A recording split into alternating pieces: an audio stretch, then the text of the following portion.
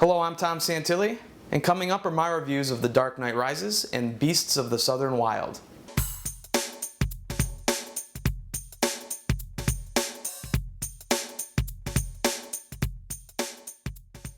The third and final film in the Christopher Nolan Batman trilogy hits theaters this weekend, and it will not leave fans of the series unhappy.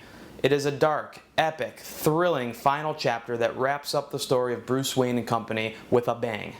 Borrowing from a storyline called Nightfall, which was one of the best Batman comic book stories of all time, Batman must battle a new villain in Bane, played by Tom Hardy, although you may not recognize him behind that mask.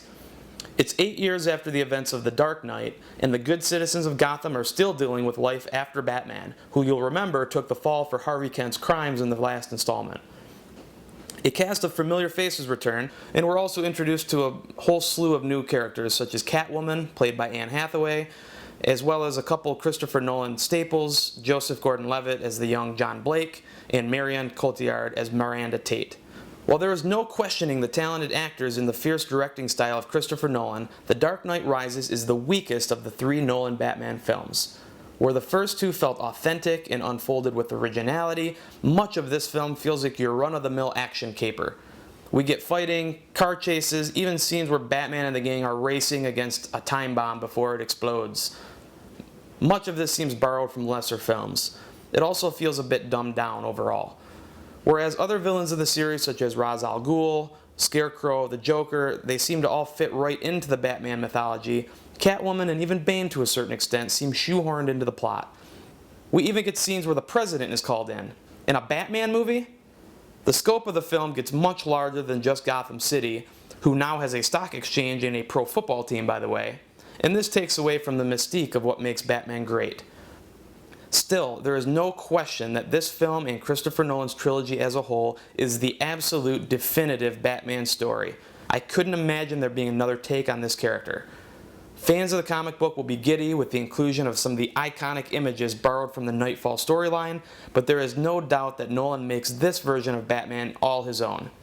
The Dark Knight Rises is a good, if not great, final chapter to the Batman saga. Christopher Nolan definitely takes it out in brave fashion with an ending that is not quite to the level of controversy as Inception, but it still will leave people talking. Still, it's overall a fantastic ending and a wonderful conclusion that should leave everybody satisfied. I give The Dark Knight Rises a B. Believe it or not, the new Batman movie is not the only movie hitting theaters this weekend. There's another movie that if you find it will leave you delighted and may even bring you to tears. It's called Beasts of the Southern Wild, and yes, I know it sounds like a National Geographic documentary of some kind, but what it is one of the most enlightening and thoughtful and authentic films of the year. The film tells the story of young Hush Puppy, a little girl who lives with her dad in a barren, flood-ridden section of Louisiana south of the levees known as the Bathtub. To say they are living poor would be a huge understatement.